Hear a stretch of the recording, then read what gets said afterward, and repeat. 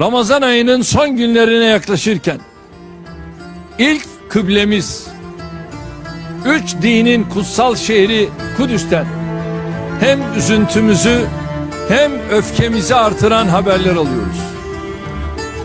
Zalim İsrail, terör devleti İsrail, mukaddesatlarını korumak, binlerce yıllık evlerine, yurtlarına sahip çıkmak dışında hiçbir gayeleri olmayan Kudüs'teki Müslümanlara vahşice ve ahlaksızca saldırmaktadır.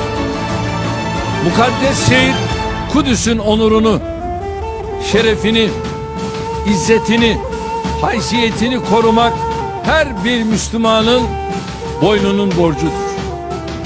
Mescid-i Aksa başta olmak üzere Kudüs'teki ibadethanelere ve Müslümanlara yönelik her saldırı aynı zamanda bizlere yapılmış saldırı.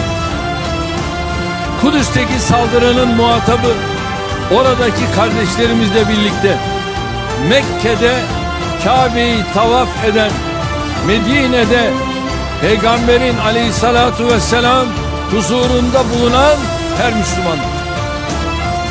Bu saldırının muhatabı İstanbul'da, Diyarbakır'da, Bağdat'ta, Kahire'de, İslamabad'da, Jakarta'da, Kuala Lumpur'da, Bakü'de, Saraybosna'da yaşayan Müslümanların her biri.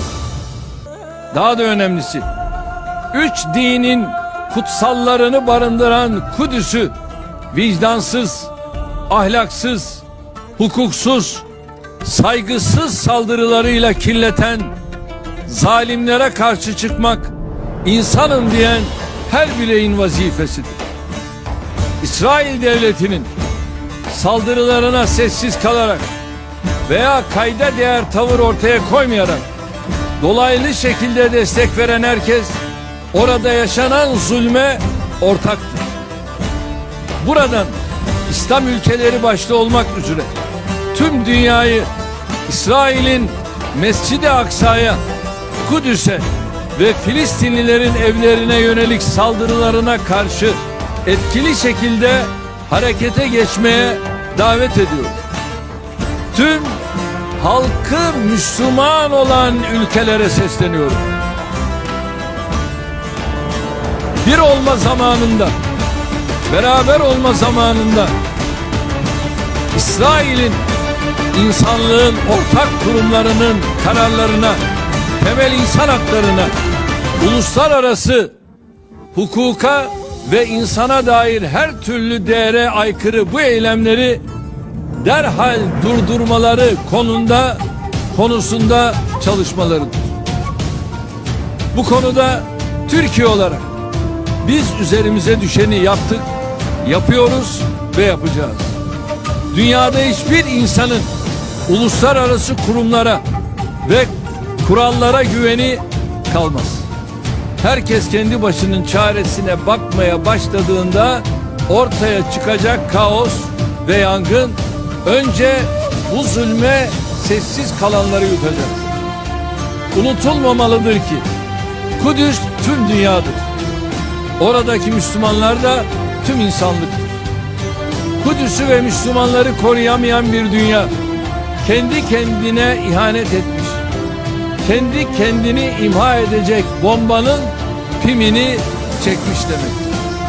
Türkiye olarak her zaman olduğu gibi bugün de Kudüs'teki kardeşlerimizin ve Filistin coğrafyasındaki tüm Müslümanların yanındayız.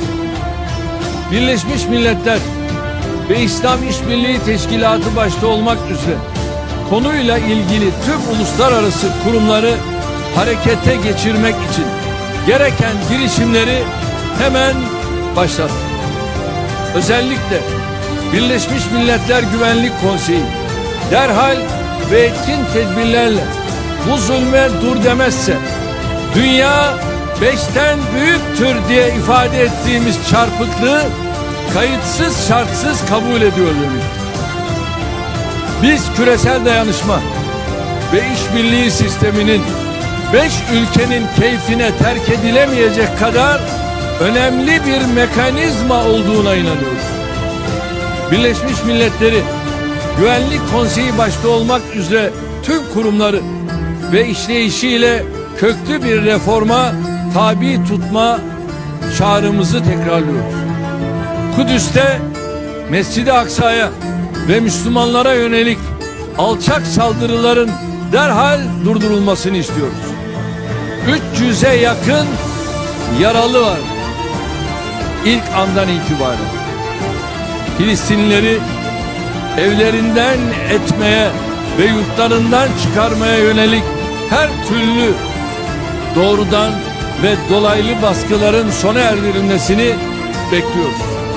Aksi takdirde zalimleri hak ettikleri akıbete düçar eylemek için her türlü gayreti gösterecek, her türlü çabayı ortaya koyacağız. Allah mazlumların ve mağdurların yardımcısıdır.